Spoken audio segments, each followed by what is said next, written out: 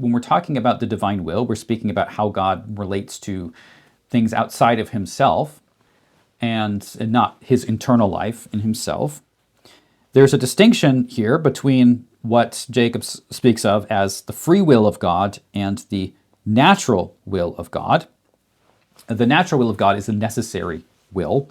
And so this is that which is an inevitable expression of the divine nature itself. So there are things that are necessary. So part of this necessary will is we talk about the Trinity, which we'll talk about the next time. We are speaking about relations between Father, Son, and Spirit that are necessary to God's nature. And so though we say that the Son is begotten of the Father, the Spirit proceeds from the Father and the Son, these things are not they are necessitated.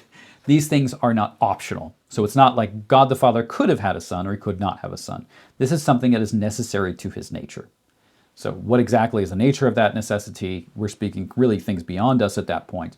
But the point of this distinction is to make a distinction between God as he is in himself in these necessary acts of begetting and procession, that he's Trinity, and the way that he relates to creation. And so creation is not a necessary act of God. Creation is a free act of God. God decides freely that he is going to make a creation. It's not that God is forced by necessity in his nature to create. If that was the case, then we would in some way be God, because we're a necessary element of reality. But really only God is the only necessary element of reality by definition. That's who God is. And so he is the only necessary being. He is the only being who needs to exist, just by the very nature of his being. We are contingent beings. We are not necessary beings. We are created by divine freedom. And in that divine freedom is also divine grace and divine love, which are the expressions of that freedom. And so if creation is an element of necessity, that would mean that creation wasn't an act of grace. It would mean that creation wasn't an act of free love, which it is in the scriptural testimony. So we have to distinguish then between the free will of God and the natural will of God. So the free will of God is, Jacob defines it pretty simply, as where God wills what he might have willed otherwise. And so he mentions two examples here. One is the plan of redemption. So it's not a divine necessity in the divine nature itself that Jesus would give himself for the sins of the world.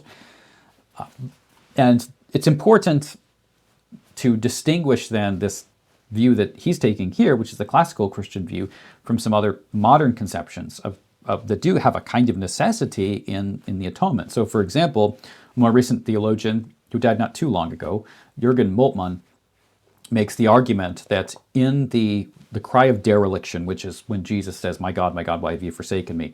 that there is this kind of breach between Father and Son, which actually creates the Trinity in some way. It creates the bond between Father and Son, which makes redemption really necessary for God's own essence. And I think this is completely backwards.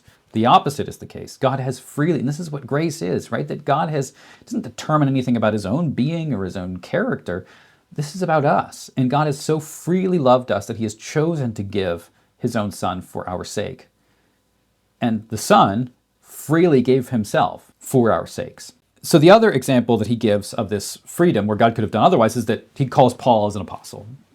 So, God could have, say, chosen some other person, right? God did this miraculous thing where he shows up to Paul in this Damascus Road experience. Well, God could have chosen some other Pharisee to turn around and change his heart if he felt like it, but he chose Paul. Why did he choose Paul? I don't know, but he chose Paul. So God could have done otherwise. It's not like of divine necessity that Paul was an apostle. In terms of the necessary will versus the free will of God, there is a debate about how the moral will of God works in relation to both of these things within Christian theology. And so the one perspective, which is Thomas Aquinas' perspective, as well as this is the perspective that's outlined in the Lutheran confessions, that God's will, his moral will, flows out of God's nature. It is an eternal and unchanging will.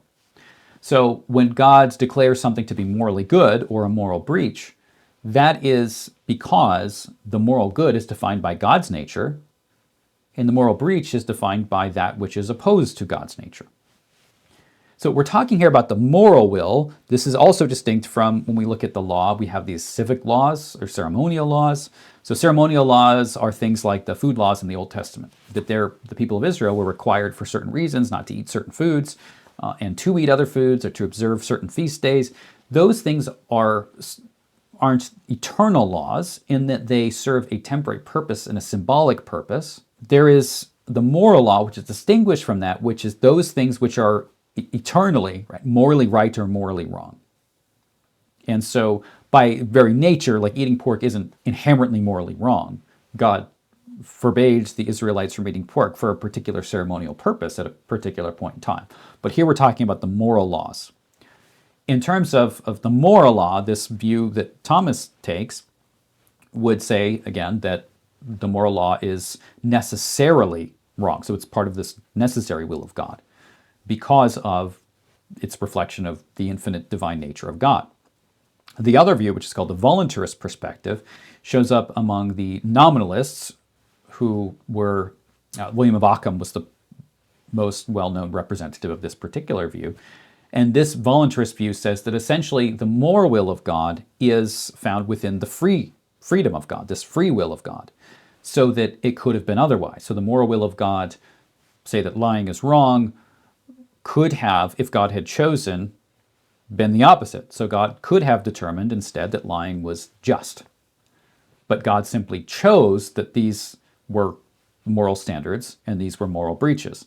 Whereas the other view would say that lying is wrong because God is the truth, and lying is a contradiction to truth, and so it's a contradiction against God's nature. And so this debate, it still goes on today between theologians and philosophers.